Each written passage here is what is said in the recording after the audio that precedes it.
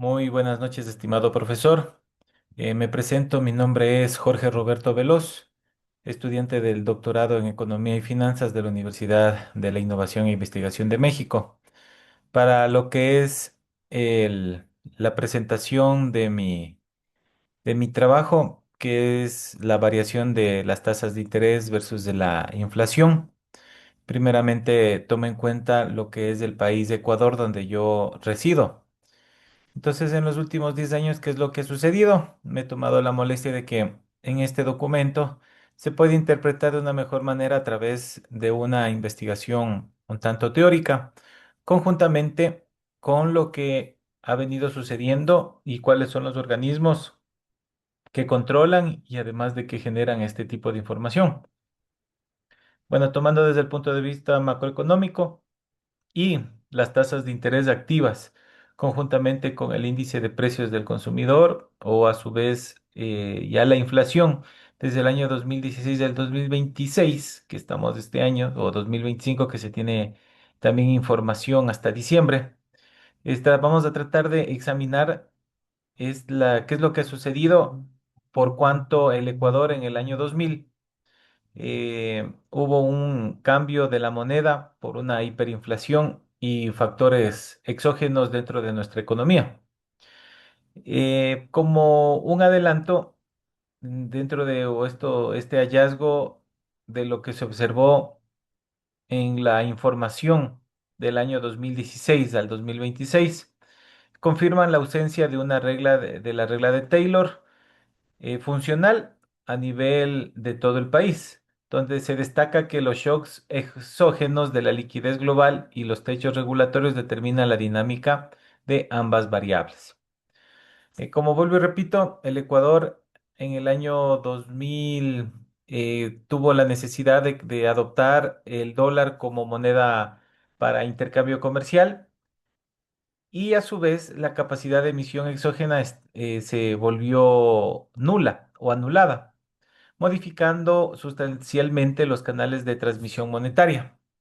A continuación, en la tabla uno observamos del año 2016 cómo los porcentajes de la inflación anual como la tasa activa referencial y qué acontecimiento económico relevante ha sostenido o ha venido viviendo el país.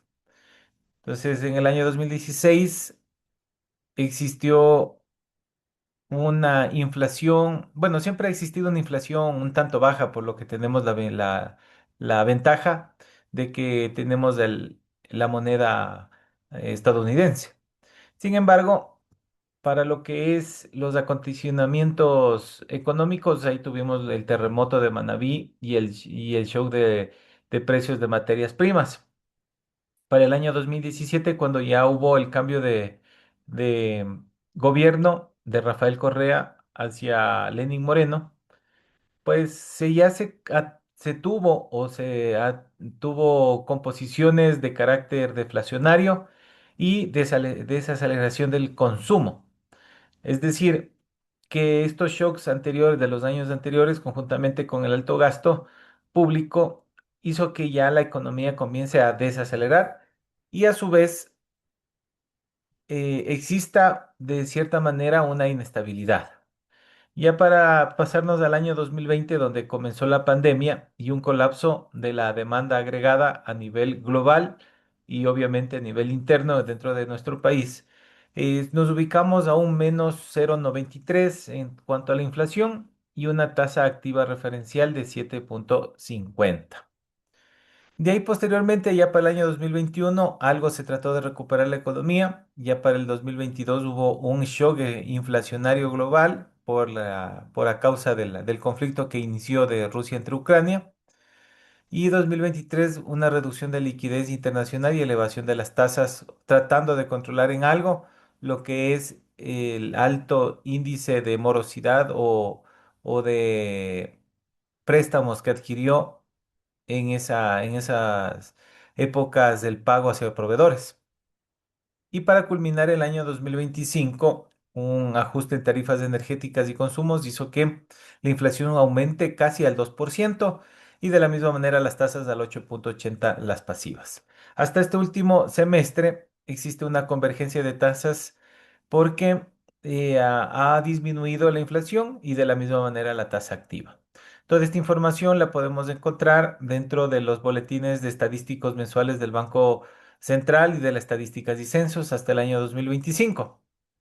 Si nosotros podemos ya observar la figura que compone a las dos variables, tanto la inflación como las tasas de interés, tenemos una convergencia y un análisis un tanto extrapolado.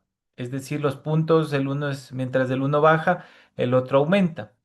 Y son composiciones que en realidad no está, o sea, no tiene una relación directa entre estas dos variables, al menos aquí en el país, por lo que tenemos primero una moneda donde no podemos generar eh, políticas monetarias y estamos dependiendo de obviamente de las políticas del país de origen, que es Estados Unidos, tomando en consideración que ellos también tienen, de cierta manera, conflictos a nivel internacional y también nos afectarían dentro del territorio ecuatoriano.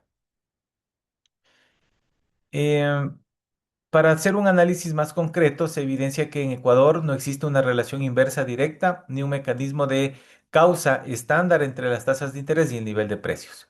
De acuerdo a la literatura económica, este fenómeno se explica con tres factores fundamentales. Lo que hablamos a un principio, esta regla de Taylor, donde no responde a la inflación doméstica, sino a la liquidez circulante en el sistema bancario y las decisiones de la Reserva Federal de los Estados Unidos. Es decir, factores que no están implementados a la realidad dentro de la economía ecuatoriana, sino decisiones de manera exógena.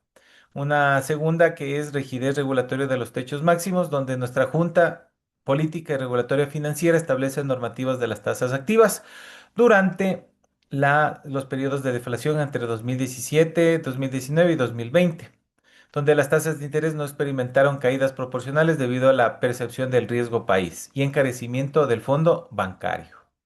Y por último, transiciones o transmisión de shocks exógenos, donde los picos inflacionarios hasta el año 2022 fue 3,74, respondiendo así a la inflación de la importación por la interrupción de cadenas de suministros mundiales, en el caso de el conflicto en el este europeo. Como conclusión, en estos últimos 10 años, Ecuador demuestra que las tasas de interés no sirven para controlar la subida o bajada de precios porque no tenemos una moneda propia. Las tasas de interés suben o bajan dependiendo de qué tan difícil es conseguir los dólares en el país y además sumándole el riesgo internacional. Otro factor son los precios, es decir, la inflación, donde suben y bajan principalmente por eventos externos como guerras, fletes, crisis globales o shocks de producción local y por lo tanto intenta subir o bajar las tasas de interés con la idea de frenar la inflación, no funciona dentro de la economía ecuatoriana. Entonces, la teoría de Taylor es la que más se está adaptando dentro del análisis macroeconómico ecuatoriano por no tener una moneda propia. Estamos solamente inmiscuidos en que eventos internacionales hagan que un poco eh, se, se regularice lo que es la inflación y de la misma manera las tasas de interés. Eso, estimado profesor, muchísimas gracias. Le agradezco por estos minutos ponerme en la atención del caso. Le agradezco.